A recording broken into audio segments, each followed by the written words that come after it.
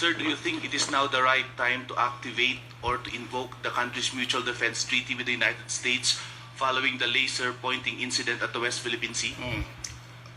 Perhaps it is because if we activate that, what we are doing is escalating,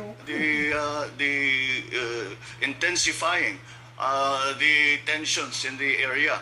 And I think that would be counterproductive. Besides, despite the fact that it was a military-grade laser that was pointed at our Coast Guard, I do not think that it is sufficient for us to for it to trigger the Mutual Defense Treaty. So we are in constant contact, of course, with our treaty partners, not only with the United States, but also our ASEAN partners and our partners here in Asia.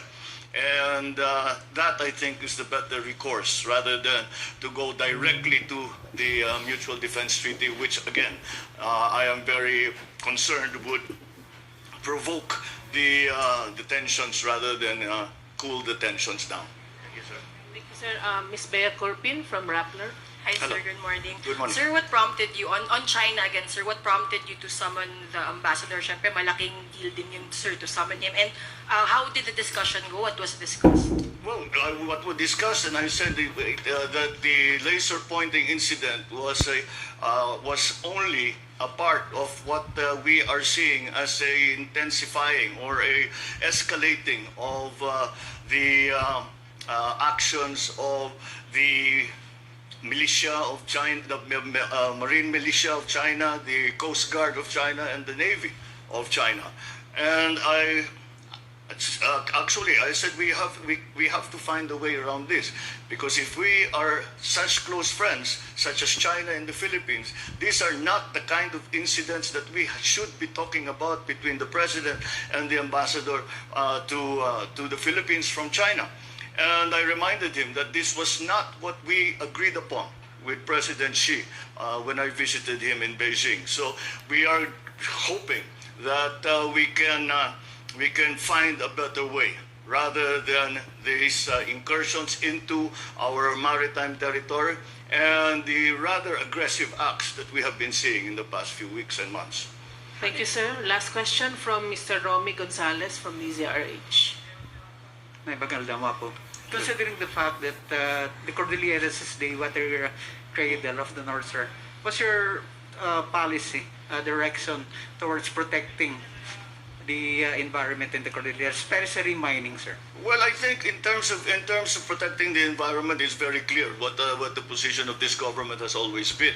It has been an important part of all our policies that we are environmentally conscious, that we are moving the economy towards green technologies. We are moving our production of power towards renewables.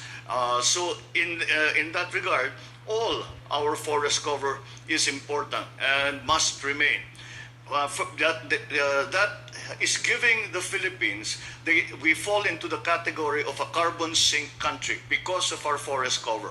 And so that is a very valuable asset for the Philippines. Now, in terms of monetizing, you can actually now monetize forest cover. You can give it a peso value, a dollar value, so that we can take advantage of being more active in promoting and monitoring, regulating, and encouraging the care of our forest cover, of all our environmental assets. It's very, very important.